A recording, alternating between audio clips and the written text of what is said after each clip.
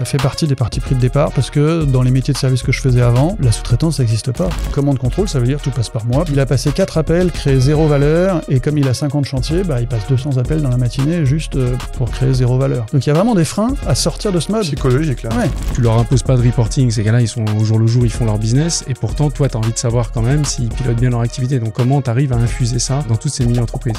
Bonjour à toutes et à tous. Aujourd'hui, nous avons le plaisir de recevoir Philippe Banquet, le président de groupe Accurus. On l'a répété juste avant, mais je recommence. Accurus, bienvenue. Merci, bonjour. On a cette chance de recevoir Philippe qui a en fait repris une entreprise PME et qui en a fait un groupe leader dans son domaine. On va y revenir. Donc, c'est un groupe qui est spécialisé dans l'éco-rénovation de sites occupés. Qu'est-ce que ça veut dire? Ça veut dire que quand vous êtes un syndic d'immeuble, un bailleur social, une copropriété ou un industriel ou un hôtelier et que vous avez besoin de faire des travaux très spécifiques liés à l'isolation par exemple de votre immeuble, ou quand vous voulez changer de gamme dans votre secteur, et bien vous faites appel à des sociétés spécialisées dont la société de Philippe. C'est une société qui a 1900 collaborateurs et qui fait près de 300 millions d'euros de chiffre d'affaires l'année dernière, essentiellement en organique mais depuis peu avec un petit peu d'acquisition, on y reviendra peut-être tout à l'heure. Et une des clés de succès qu'on va vouloir creuser ensemble, c'est le fait que tu as créé un concept de mini-entreprise autonome qui te permet d'avoir une agilité plus forte dans les secteurs dans lesquels tu vas te lancer ou dans les offres. Et pour donner peut-être un peu d'impact dans ce que vous proposez comme service, c'est par exemple pour les bailleurs sociaux, ça va avoir un impact sur le DPE, donc les fameuses lettres qu'on voit de A à H, je crois. S'il y a des travaux qui sont menés, on peut augmenter sa lettre et du coup son bien reste exploitable. Voilà. Bienvenue. Merci. Dans le podcast, on a 3 parties. On a une partie qui est sur le 0 to 1. En fait, finalement, quand tu as repris la société, tu as fait probablement quelques pivots pour arriver à trouver le bon product market fit. On aimerait que tu nous parles de cette partie-là et notamment aussi de nous rappeler le modèle économique de l'entreprise. Ensuite, sur la partie 2, on va creuser 2 points de scale avec Émeric, notamment sur ce concept d'entreprise autonome. Et enfin, la dernière partie sur le endgame, finalement, vers où tout ça nous mène, qu'on a déjà fait 300 millions d'euros de chiffre d'affaires. Donc finalement, si on revient au début, sur le 0 to 1, peut-être que tu peux expliquer aux auditeurs déjà le modèle économique d'une société de service comme celle-ci et dans quel état était l'entreprise quand tu es arrivé et qu'est-ce que tu as mené pour arriver jusqu'à trouver ton go-to-market. Oui, parce que tu avais déjà eu un parcours en plus avant. Tu avais déjà fait pas mal de choses avant de te lancer. Et d'ailleurs, c'est souvent, les auditeurs aiment bien ça parce que souvent, tu as le cadre qui a fait sa carrière dans un grand groupe et puis qui se dit j'aimerais devenir entrepreneur. Ils cherchent tous des boîtes à racheter. Et toi, j'ai l'impression que c'est ce que tu as fait. Donc ça va être intéressant. Parce que là, c'est une reprise, c'est ça, hein? En 2010, c'est une reprise d'une PME de bâtiment et dont on a fait une ETI en 15 ans du coup. Et en effet, j'avais fait 15 ans dans des groupes de services. Et le gros parti pris de cette reprise, c'est de reprendre une boîte de service. Sauf que je tombe sur un plombier, je l'écoute me raconter sa boîte et je me dis tiens, au fond, il me parle de service, à condition de rester dans la rénovation, à condition de recruter pour faire en interne les choses, alors il y a de quoi monter une activité de service autour de ces thèmes de la rénovation de bâtiments. Donc c'est un peu le début. Le premier pivot, c'est ça, c'est les 3 parties pris, c'est de se dire comment on transforme une boîte de bâtiment assez standard, qui a un seul métier, qui utilise pas mal la sous-traitance, qui se distingue pas tellement des autres, même si elle était en très bon état et fonctionnait très bien. Ça faisait quelle taille à peu près quand tu l'as... Ça faisait 24 millions de chiffre d'affaires, donc déjà belle boîte, et 80 personnes. Et comment faire de ça une boîte de service ? Donc le choix, c'est de dire on va rester sur la rénovation. Rénovation, c'est du service, alors que la construction neuve, c'est un peu plus la fabrication d'un produit. Rénover, c'est utiliser les mêmes techniques que la construction neuve, mais pour rendre service à l'occupant du bâtiment.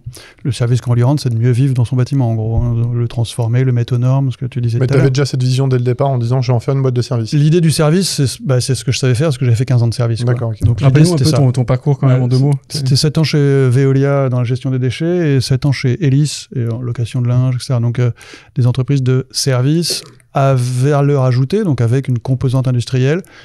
Et on retrouve un peu ça, du service à valeur ajoutée, avec une composante technique. C'est ça qui m'intéressait, de pouvoir retrouver cet esprit-là. Et dans mon parcours, j'avais eu tout le temps des postes intrapreneuriaux.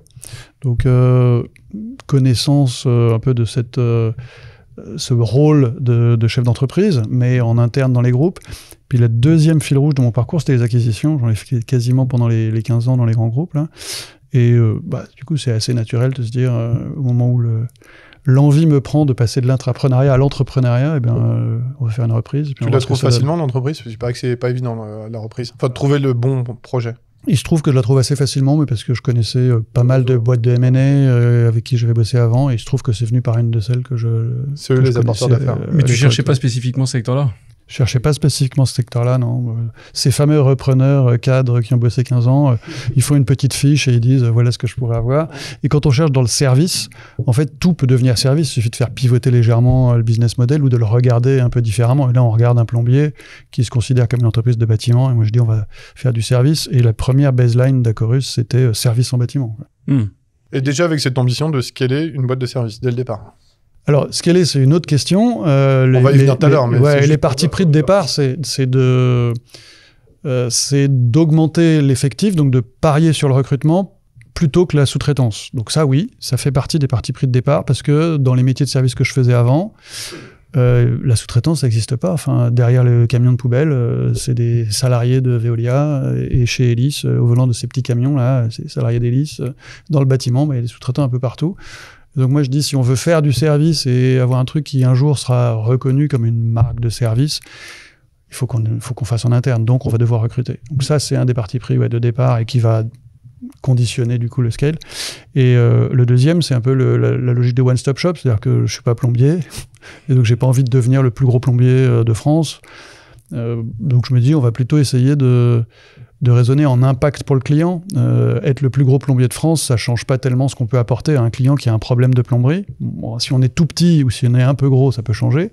Mais des clients qui ont besoin de 300 plombiers, c'est relativement rare. Donc ça change pas l'impact. Par contre, si le client a un problème de plomberie, il aura probablement un autre jour ou en même temps un problème d'électricité, de menuiserie, de maçonnerie, de tout ce qu'on veut. Et être capable de répondre à toutes ces problématiques, ça, oui, ça change l'impact pour le client. Donc ça, c'est l'autre parti pris, le one-stop shop. Donc c'est les 3 partis pris de départ des 3 premières années, en fait. Faire du service, donc rester dans la réno et dire qu'on fera que de la réno. Recruter et faire du one-stop shop, donc élargir les métiers. Voilà. Et ça, c'est 3 ans... on multiplie par 3 l'effectif et par 2,5 le chiffre d'affaires en 3 ans. Le chiffre rentre tout seul dans ces activités-là. Il rentre tout seul. Il y a des gens qui ont travaillé pour qu'ils rentrent, mais on a multiplié par 2,5 l'effectif ces 3 premières années. Tu avais la demande. Ouais.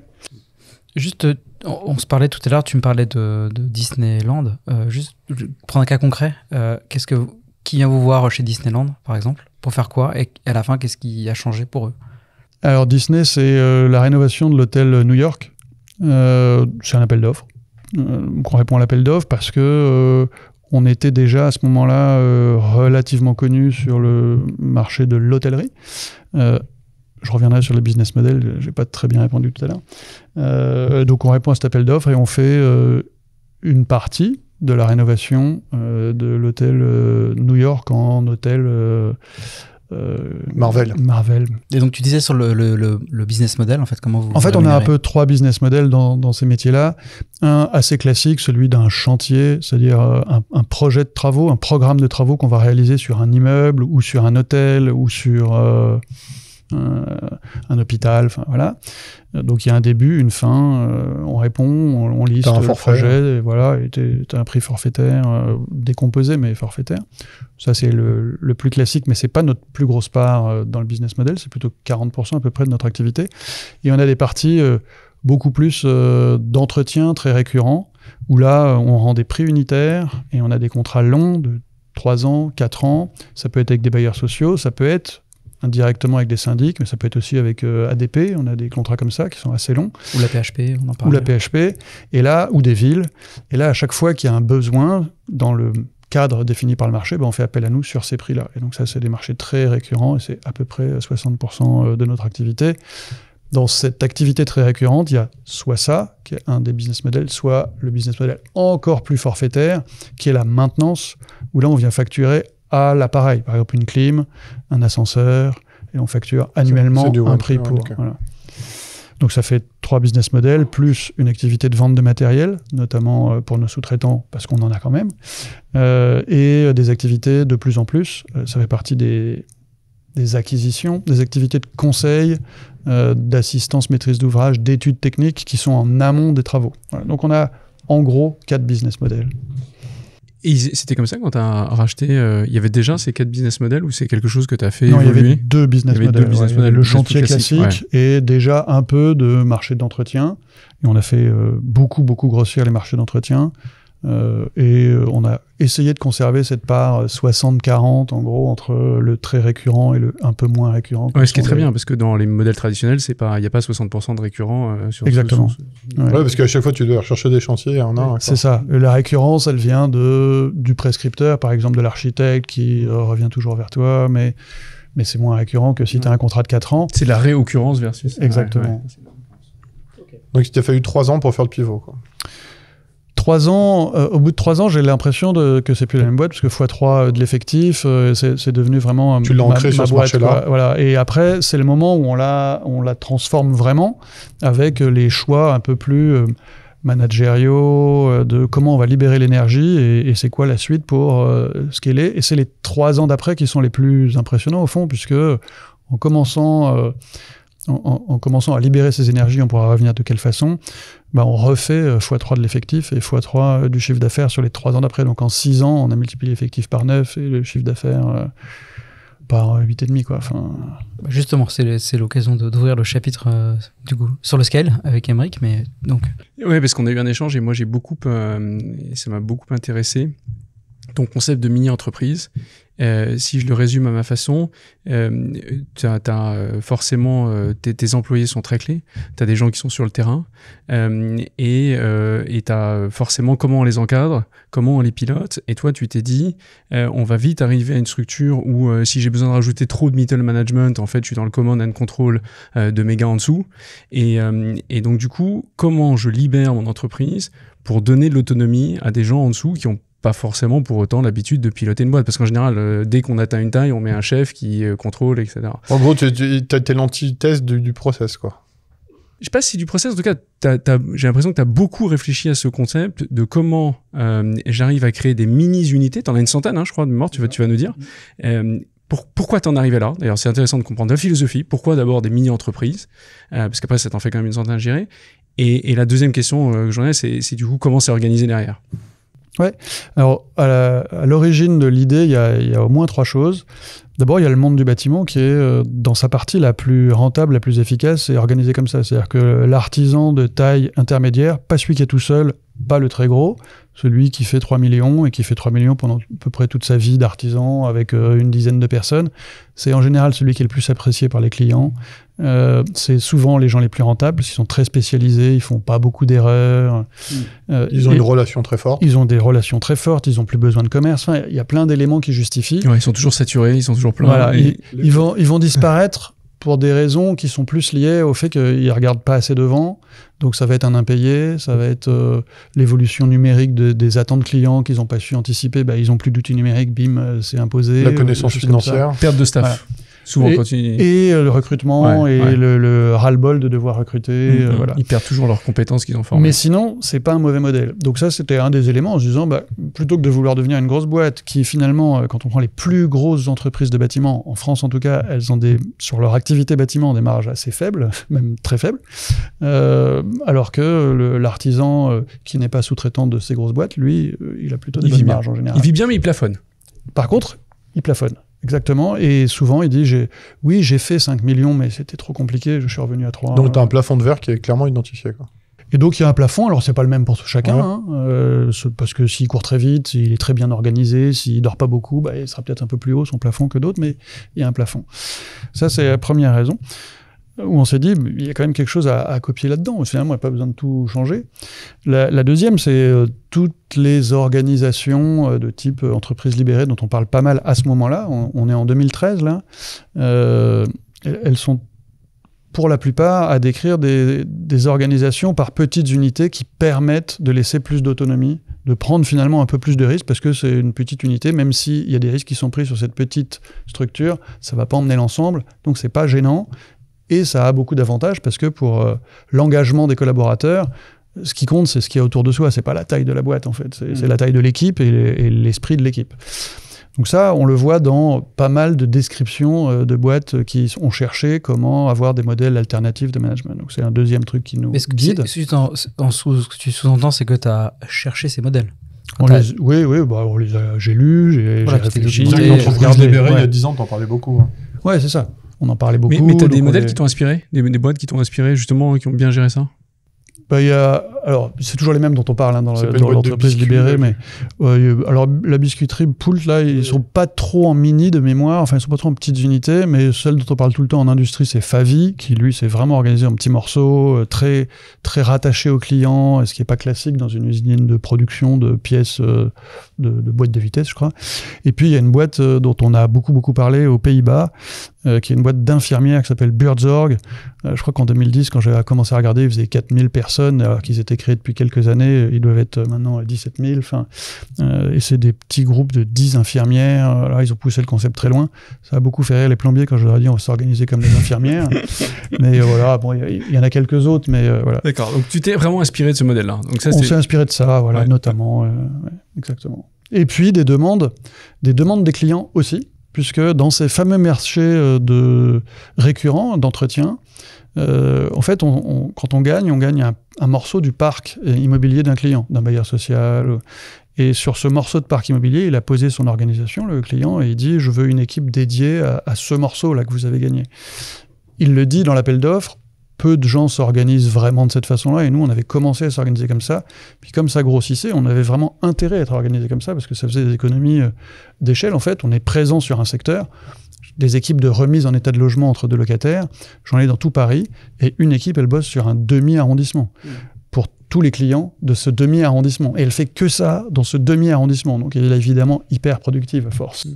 Et est-ce que du coup, le revers de ça, c'est que ça doit demander un management qui est assez différent, parce que du coup les gars sont très autonomes, mais c'est pas pour autant que toi t'as pas envie de savoir ce qui se passe. Donc comment, si t'as pas le middle management, si je simplifie, qui d'habitude c'est lui qui prend, qui impose le reporting, qui fait remonter les infos, comment toi tu fais pour piloter un groupe avec une centaine de mini-entreprises? Déjà on peut expliquer ce que c'est une mini-entreprise. Oui, dans le détail. Ouais. Une mini-entreprise, c'est pour faire simple une BU de 3 à 5 millions de chiffre d'affaires annuel et de 10 à 30 personnes. Juridiquement, j'ai dit BU pour faire simple. C'est parfois vraiment des BU, des petits morceaux de la société Acorus. Parfois, c'est des boîtes qu'on a rachetées qui constituent une mini-entreprise en tant que telle. On a racheté une entreprise de 3 millions. Structure juridique. Voilà, donc encore une structure juridique. Certaines avaient une structure juridique, on l'a fusionnée, mais il y a toujours l'équivalent de la structure juridique. C'est un PNL séparé. Et ils ont tous un bout de PNL. Ils ont tous leur PNL. Mais du coup, t'es pas une collection d'artisans pour autant. Non, pas du tout. Tu pourrais dire, en fait, là, ce que t'as fait, c'est que t'as mis les artisans les uns ensuite des autres. Mais c'est pas ça que t'as fait. Et du coup, comment tu construis, en fait, une organisation autour de ça? Ouais, parce que juste pour revenir sur la mini-entreprise, donc tu as un leader à la tête de la boîte. Tu as ton artisan. Tu as un patron, on appelle ça un chef d'entreprise. Ouais, un chef d'entreprise. Oui, mais c'est une bonne question, c'est comment tu t'en fais 100, quoi. Et surtout qu'en plus... Avec le même niveau de qualité. Voilà, ce que je comprends, et on va venir aussi aux outils que tu as mis en place, parce que je pense que c'est très clé, c'est quelque part, tu leur imposes pas de reporting, ces gars-là, ils sont au jour le jour, ils font leur business, et pourtant, toi, tu as envie de savoir quand même s'ils pilotent bien leur activité. Donc, comment tu arrives à infuser ça dans toutes ces mini-entreprises? Il y a 3 éléments importants. Le premier, c'est la règle du jeu qu'on partage, la façon dont on décide de fonctionner. Enfin, voilà, il y en a pas beaucoup, mais il y a quelques règles. On dit, voilà, si on est ensemble, on va respecter quelques règles du jeu. La deuxième, c'est la culture. Cette idée que on a fait des choix qui sont nos comportements à Corus, et ils sont très partagés par l'onboarding, par la formation, etc. Dans les règles du jeu et dans la culture, il y a l'esprit de quand cette mini-entreprise devient trop grosse, on va pas juste vous regarder vous noyer dans un truc trop gros ou installer des niveaux hiérarchiques, on va couper en deux. Mais on va pas décider un jour comme ça parce qu'un chiffre a bougé de couper en deux. On va dire quand ce qu'on regarde devient trop complexe ou qu'on en voit deux, alors on se dit, tiens, il va falloir penser à, donc est-ce que vous avez un adjoint, est-ce qu'on pourrait pas couper et avoir 2 morceaux, 2 mini-entreprises, Ah oui, ça arrive qu'il y a encore plus spécialisés. Mais du coup, dans ces cas-là, quand tu donnes un PNL à un chef d'entreprise, t'as une notion d'incentive derrière. Donc qu'est-ce qui... Non, justement, ça m'intéresse de savoir comment ça fonctionne pour que l'incentive commune prévaut sur l'incentive Ça fait locale. penser aussi un peu à ce que vous aviez fait à l'époque, c'était Théodo. Qui existe toujours d'ailleurs. Non, comment tu gères ça ? Il y a que de l'incentive commune, donc intéressement, participation assez classique, et il y a l'envie de réussir qui suffit finalement, et puis après les gens sont payés normalement. Mais donc le chef d'entreprise, il n'a pas d'incentive il n'a pas d'incentive direct, financier. Ou ce genre de choses. Mais il n'a pas de ça ne veut pas dire qu'il a n'a pas d'ébit. Hein. Non. Il regarde son ébit, il regarde son chiffre, il regarde tout, mais on ne va pas lui dire si tu n'as pas fait le budget, tu n'as pas de prime. On lui dit le budget c'est intéressant parce que c'est un truc pas mal pour apprendre et pour se demander ce qui va se passer dans l'année, mais on va pas s'en servir ni pour te donner des objectifs ni pour te payer. Mais il a une autonomie comme un chef d'entreprise. Et le deal, c'est ça. Est-ce que tu as vraiment toute l'autonomie comme un chef d'entreprise ? Et c'est même une question qu'on se pose régulièrement et qu'on leur repose régulièrement. Qu'est-ce que tu as l'impression que tu n'as pas le droit de faire ? Voilà. Et c'est un chef d'entreprise et des aides. Donc autour, les structures hiérarchiques, le middle management, si on veut, au lieu d'être les gens qui vont commander et contrôler ces patrons de mini-entreprises, ils sont là pour se dire comment je fais pour les aider. C'est des sparring. Ouais. On pourrait trouver plein de comparaisons, mais ça pourrait être un peu comme si, c'est pas du tout des franchises, hein, absolument pas, mais ça pourrait être un peu le patron régional d'une franchise qui est là pour aider les gars à réussir, parce que l'intérêt est partagé. C'est des coachs qui viennent apporter un savoir que les autres n'ont pas, fonctionnel. C'est des gens qui vont mettre à disposition des chefs d'entreprise les expertises fonctionnelles. C'est des gens qui vont les aider dans l'utilisation des outils. Et c'est le 3e axe, c'est les outils. Ouais, je pense qu'il faut c'est qu'on clé, là-dessus. les outils, pour permettre ce fonctionnement. C'est clé pour 3 raisons. D'abord parce que tout le monde est connecté aux mêmes outils. Et je dirais même les parties prenantes commencent à être connectées aux outils. Nos clients sont connectés à nos outils, nos fournisseurs sont connectés à nos outils. Donc les outils sont un peu le lieu où tout se fait, quoi. Tu peux donner quelques exemples d'outils, parce que ce qui est intéressant, c'est que tu as réussi. Ça les aide à piloter aussi au jour le jour, ce qui n'est pas naturel chez des artisans, on le voit bien, ils ne sont pas très digitalisés. Tu peux revenir à ce que tu as mis en place comme outil et comment ils les utilisent, justement, parce que du coup, s'il faut qu'ils s'approprient un PNL et tout, et du reporting, bon, bah toi, tu vas pas tous les 4 matins leur demander de faire le reporting, mais tu leur dis, voilà les outils, utilisez-les, et puis toi, ça te remonte l'information. C'est ça. On a commencé par le plus important, qui est l'outil d'exploitation, comment on fait un devis, comment on suit l'avancement d'un chantier, comment on va faire une facture, la réception, etc., passer une commande à un sous-traitant, affecter une intervention de dépannage à un technicien. Donc cet outil-là, il est sur le téléphone, il est à tout le monde. Tout le monde l'utilise. Et on l'a créé en interne, entre guillemets. Donc on a des développeurs externes, mais les product owners sont internes. Ouais, non, c'est un outil maison au départ, qu'on a même filialisé, qui est maintenant acheté par nos concurrents, parce qu'on s'est dit que pour le rendre justement connecté à nos clients, c'était mieux de le filialiser. Ah oui, très fin. Donc il est filialisé. Et il est utilisé par des clients et par des confrères ou concurrents. Et puis après, on a fait un deuxième outil qui est l'outil d'achat. Il y a beaucoup d'achats de matériel pour faire nos métiers. L'idée de la philosophie de la boîte, c'est de dire vous êtes libre d'acheter tant que c'est dans l'intérêt du client et de l'entreprise. Mais libre d'acheter sans qu'on voit rien, il y a quand même un truc qui ne marche pas. Et donc, le deal, c'est vous êtes libre d'acheter, on vous mettra pas de validation, et ça c'est vrai pour tout le monde, les chefs d'entreprise comme un technicien, mais il faut le faire dans l'outil.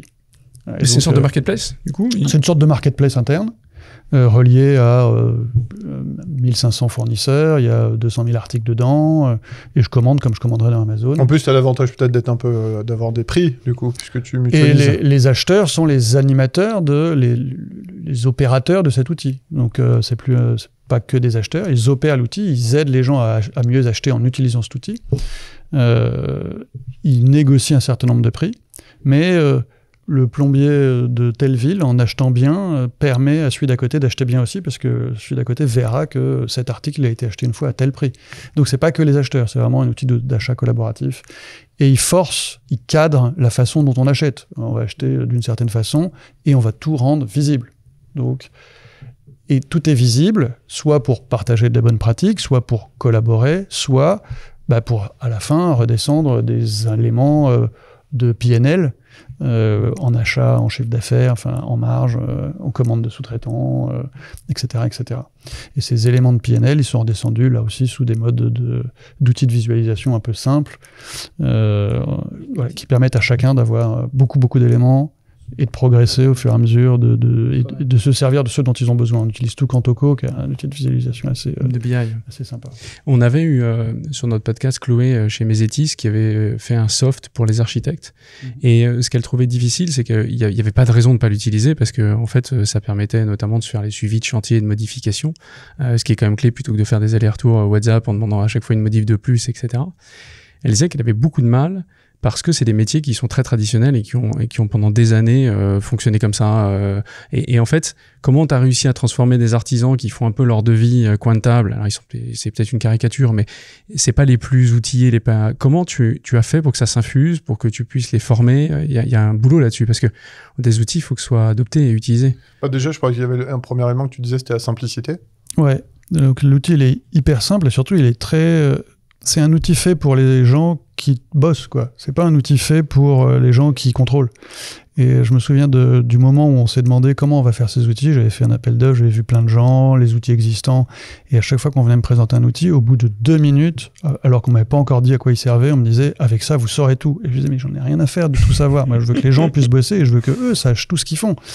Et donc, on a développé d'abord un outil pour les gens. Donc ça, c'est le plus important.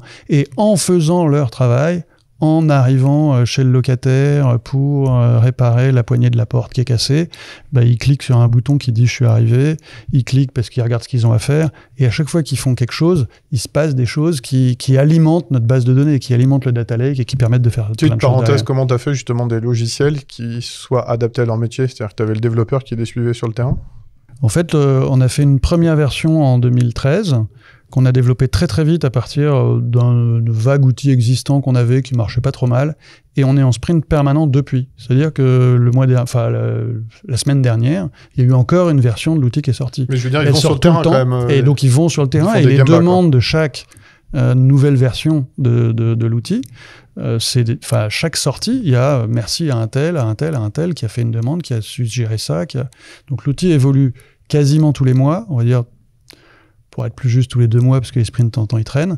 Depuis 2013, tous les 2 mois, il y a une nouvelle version de l'outil qui est appuyée sur les demandes du terrain et sur les constats du terrain, pas sur juste les envies folles du product owner. Donc, c'est une vraie diffusion progressive de cet outil.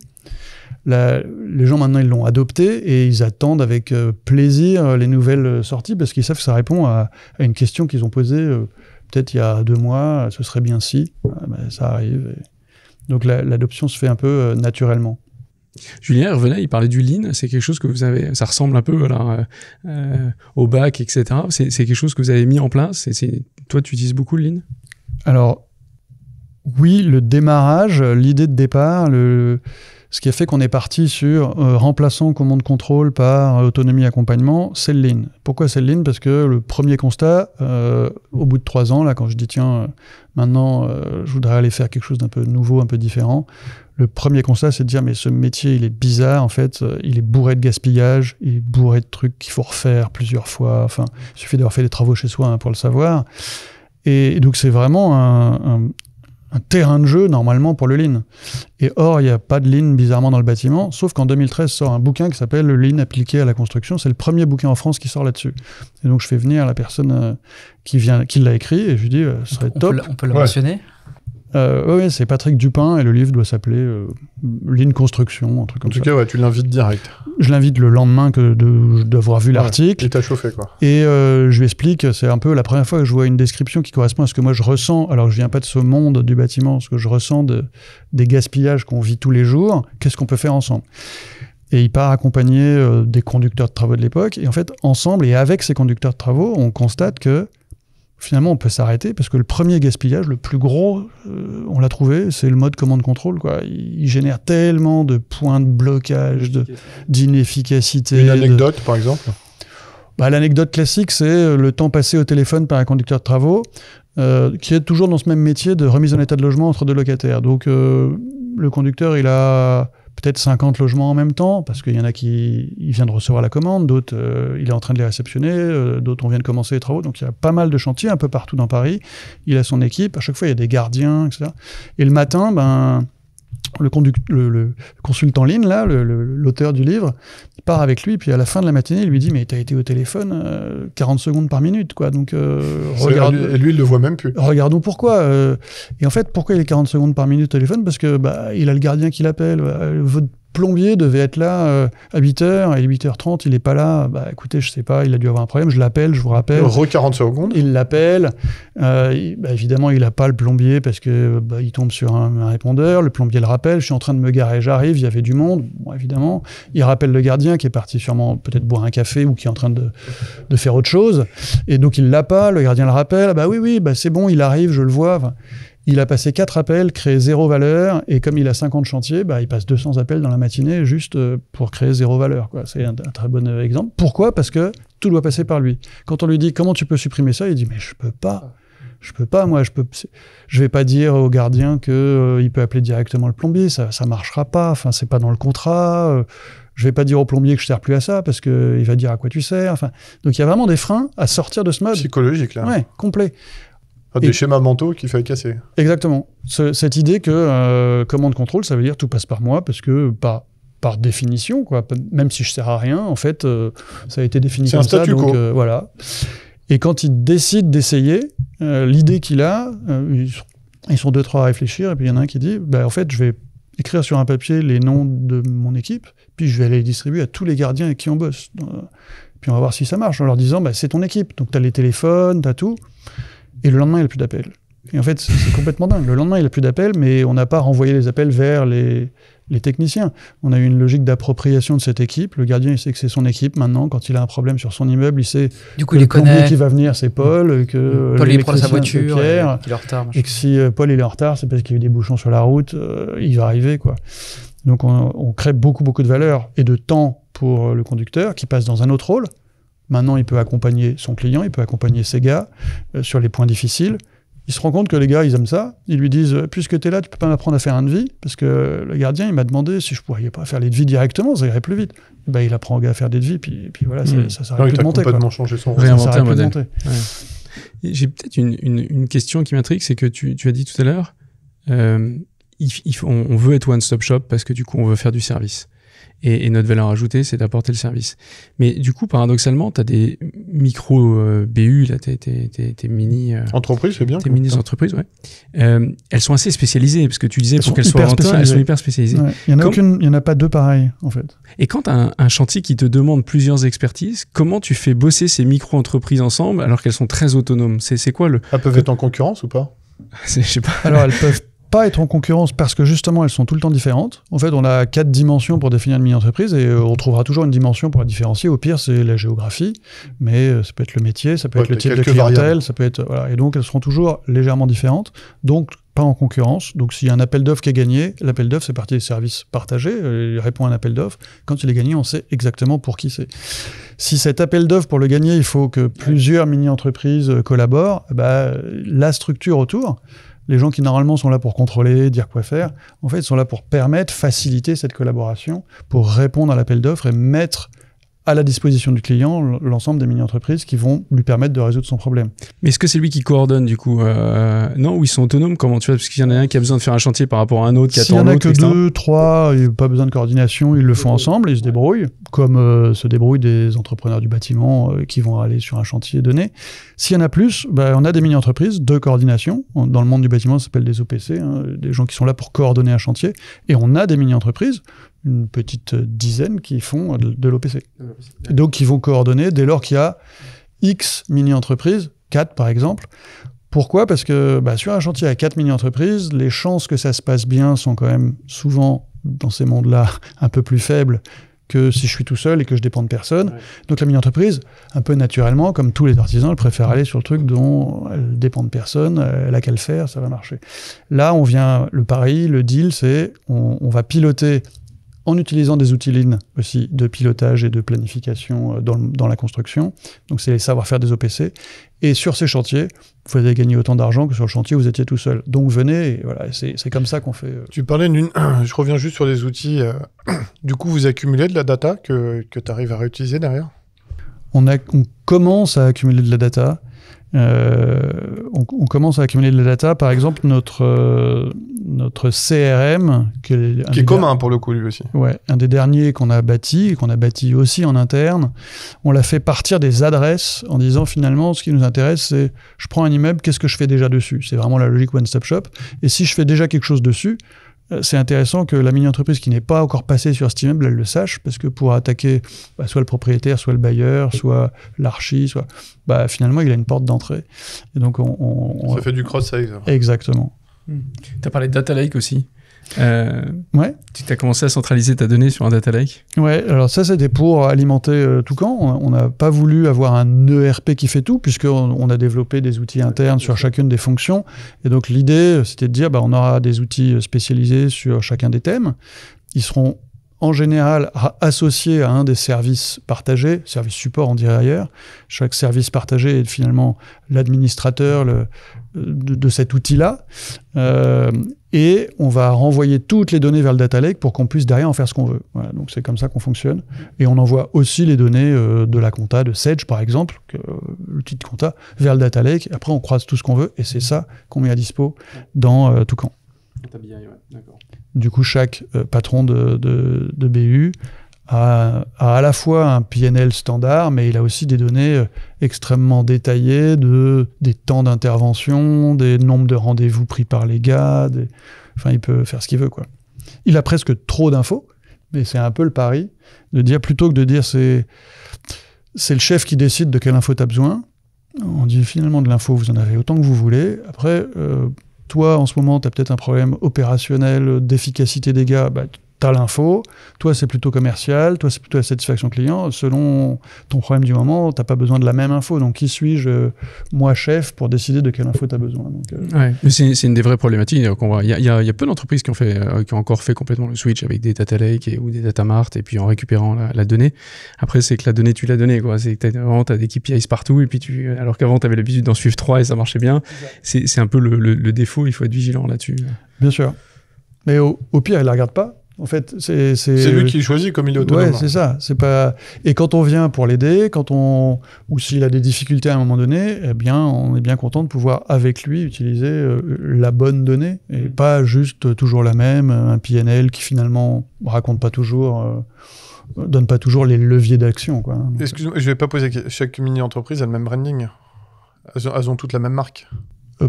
Pratiquement, en tout cas c'est le but. Dans les acquisitions récentes, ça peut prendre 1 an, 2 ans. Mais en tout cas, bascule sur la marque. Ouais. Okay.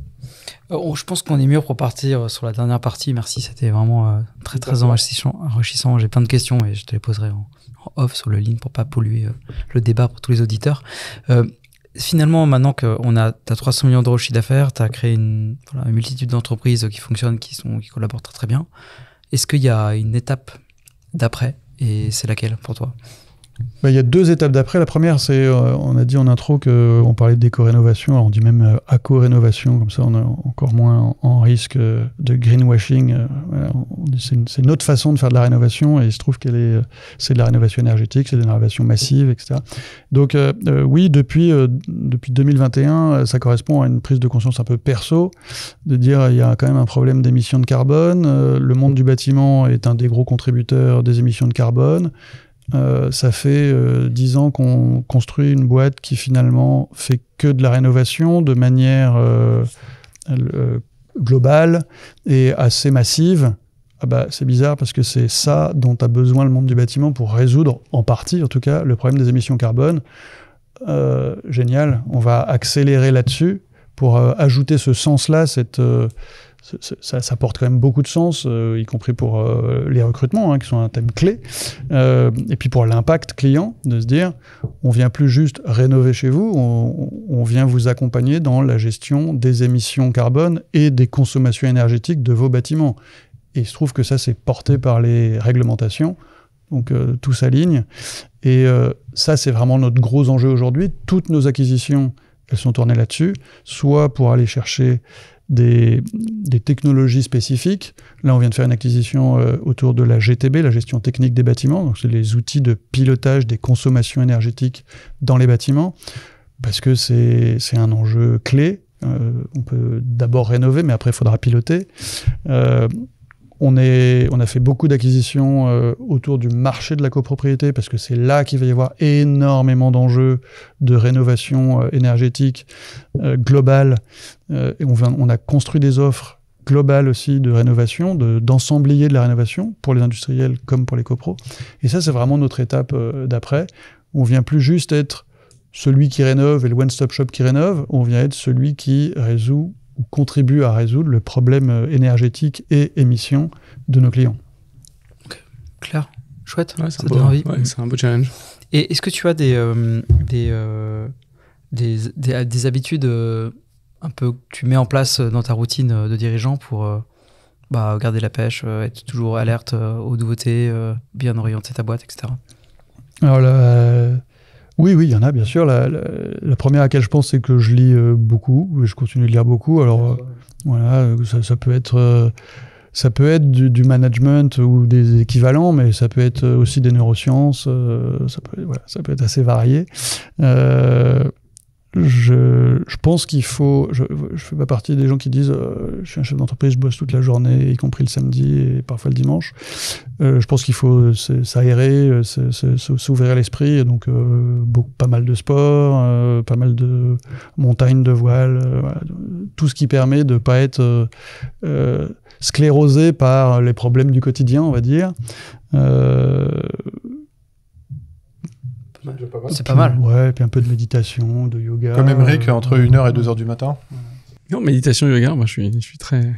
À quelle heure ? Dis-le, à quelle heure tu le fais ? 3 fois par semaine. 3 fois par semaine, et un peu tous les soirs aussi, mais 3 fois par semaine avec des cours, ouais. Et tu veux peut-être...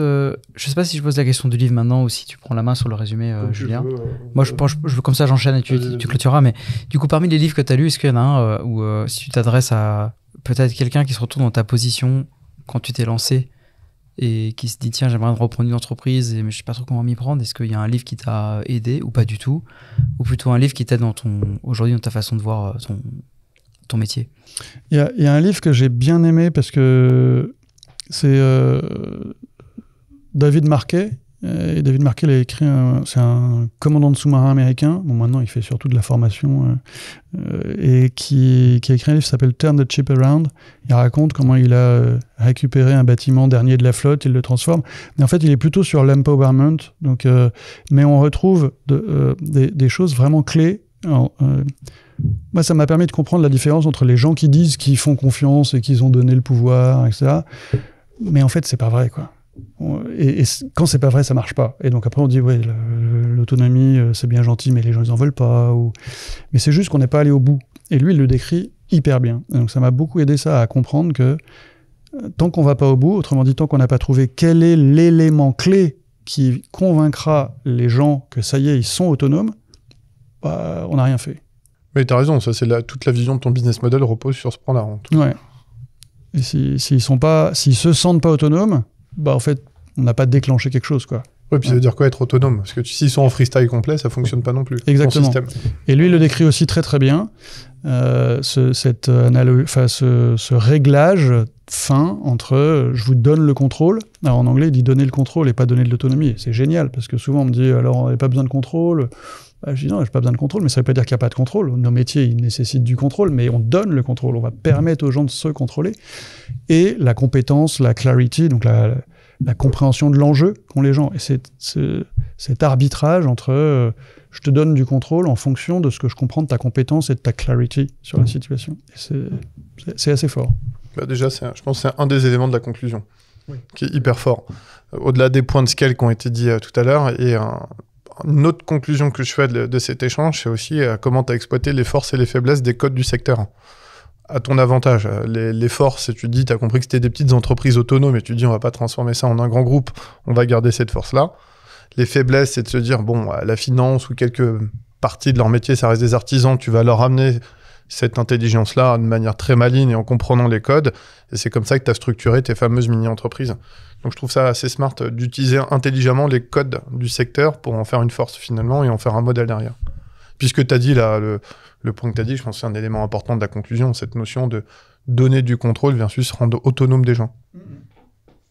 Et est-ce qu'il y a une personne que tu souhaites inviter à cette place dans le podcast sur lequel tu pourrais nous faire une petite passe décisive? Moi j'aime bien, et c'est avec lui qu'on a construit la filialisation d'ailleurs de l'outil numérique Renaud Sornin. Renaud Sornin, c'est le créateur de attestation légale. Et maintenant, il est à Lyon, il anime un startup studio, adossé d'ailleurs à un fonds de dotation, un peu à la façon de Raise. Et c'est quelqu'un de toujours très intéressant, parce qu'il prend toujours le contre-pied un peu de ce qui se fait. Il est assez disruptif. Très bonne idée. On prend l'intro. Ouais, merci. Ouais, mais écoute, merci beaucoup, c'était passionnant. Merci à vous. Et à bientôt sur les ondes. Bravo. Merci beaucoup.